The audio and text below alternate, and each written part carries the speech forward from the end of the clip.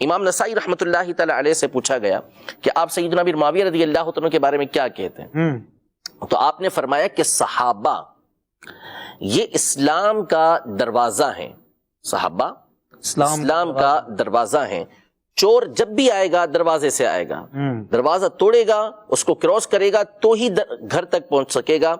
تو اب جس نے اسلام پر حملہ کرنا ہے، اسلام کے مسائل کے اوپر، اسلام کے عقائد کے اوپر، نظریات کے اوپر، اسلام کی تعلیمات کے اوپر حملہ کرنا ہے تو وہ براہ راست نہیں کر سکتا، وہ کرے گا صحابہ کرام علیہم رضوان پر حملہ۔ زبردست۔ اور آپ نے فرمایا کہ حضرت معاویہ رضی اللہ تعالی عنہ بھی صحابہ میں سے ہیں، تو ان پر تان و تشنیع کا مطلب کیا ہوا کہ آپ جو ہے وہ اسلام کے اوپر تان و تشنیع کرنا چاہتے ہیں۔ صحابہ کرام علیہم رضوان یہ وہ ہستیاں ہیں کہ جن کو اللہ پاک نے یہ سعادت بخشی کہ ان کی وجہ سے ہم نبی پاک صلی اللہ تعالی علیہ وآلہ وسلم کی سیرت کے بارے میں جانتے ہیں۔ حضرت آدم علیہ السلام سے لے کر حضرت عیسیٰ علیہ السلام تک جتنے انبیاء کرام علیہ السلام آئے سارے کامل و اکمل تھے یا نہیں تھے؟ سب کی سیرت جامع تھی، سب کامل و اکمل تھے۔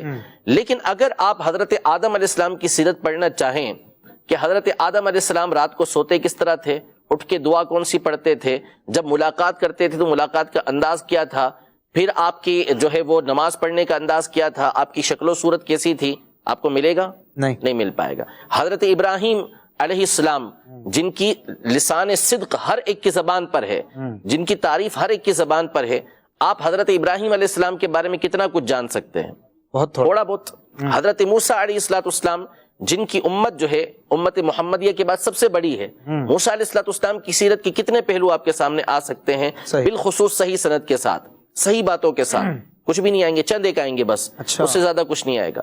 یہی آپ دیگر انبیاء کرام علیہ السلام کا لیتے چلے جائیں، لیکن جب نبی رحمت صلی اللہ تعالی علیہ وسلم کی بات آتی ہے تو کون سی بات ہے جو ہم سے پوشیدہ ہے؟ کیا بات؟ آپ جاننا چاہیں کہ نبی پاک صلی اللہ تعالی علیہ وسلم کی صورت کیسی تھی، آپ کو معلوم ہو جائے گا۔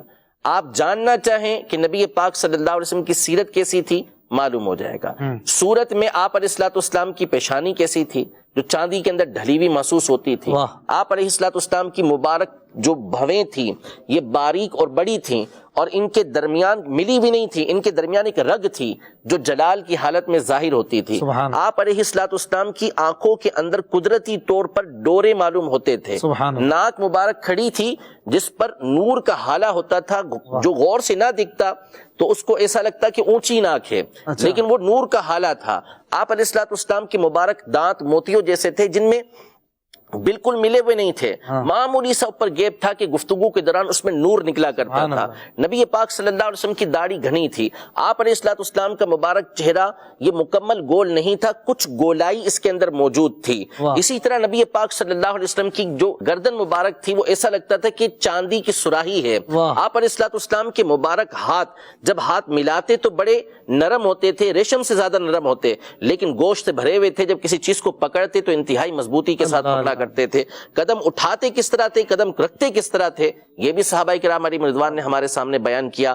آپ صبح اٹھتے تو اٹھ کر کیا دعا پڑھتے، سب سے پہلا کام کیا کرتے، مسواک کیا کرتے تھے، پھر آپ گھر سے باہر تشریف لاتے تو انداز کیا ہوتا، فجر کی نماز ادا کرتے تو اس کے بعد صحابہ کرام علیہ رضوان کی طرف منہ کر کے بیٹھ جایا کرتے تھے، رک کر کے بیٹھتے تھے، مدینے کی کنیزیں آتی تھیں، بچے پانی لے کر آتے تھے، نبی پاک صلی اللہ علیہ وسلم مبارک ہاتھ اس کے اندر ڈالا کرتے تھے، صحابہ سے گفتگو کرتے تھے، وفود آتے تھے، ان سے گفتگو کا انداز کیا تھا، اس وقت لباس کیا پہنا کرتے تھے، آپ علیہ السلام جب جنگ پر جاتے تھے اس وقت ڈائریکشن کس طرح دیا کرتے تھے، یہ بھی ہمیں معلوم۔ کہاں کہاں نبی پاک صلی اللہ علیہ وسلم نے نمازیں ادا کی، انداز کیا تھا نماز پڑھنے کا، یعنی آپ جو چیز معلوم کرنا چاہیں آپ کو ساری باتیں معلوم ہو جائیں، حتیٰ کہ گھر کے وہ معاملات کے جو باہر بیان کیے جا سکتے ہیں، صحابہ کرام علیہم رضوان نے امہات المومنین سے پوچھ کر وہ بھی ہمارے سامنے بیان کیے۔ تابعین نے پوچھا کہ نبی پاک صلی اللہ علیہ وسلم گھر کی زندگی کیسے گزارتے تھے، تو امہات المومنین نے ان باتوں کو بیان کیا۔ یہ سب کہاں سے ملا؟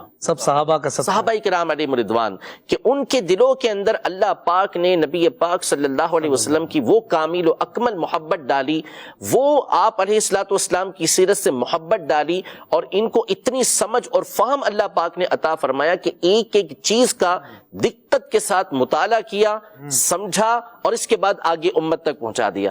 اب اگر کوئی یہ کہتا ہے کہ صحابہ کرام علیہم رضوان ہی ٹھیک نہیں، نعوذ باللہ، تو پھر اسلام کی تعلیم کہاں جائیں گی؟ اسلام بچے گا ہی نہیں، بچے گا ہی نہیں۔ تو اسی لیے امام نسائی فرماتے ہیں کہ صحابہ اسلام کا دروازہ ہے۔ سبحان اللہ۔ اب جو چور چوری کرنا چاہے گا وہ پہلے دروازے کے اوپر حملہ کرے گا تاکہ اس پہ جا کے حملہ کرے، کیونکہ کسی کے اندر یہ جرأت نہیں ہے کہ مسلمان کہہ کر نبی پاک صلی اللہ تعالی علیہ وآلہ وسلم کی ذات کے اوپر کچھ بات کر سکے۔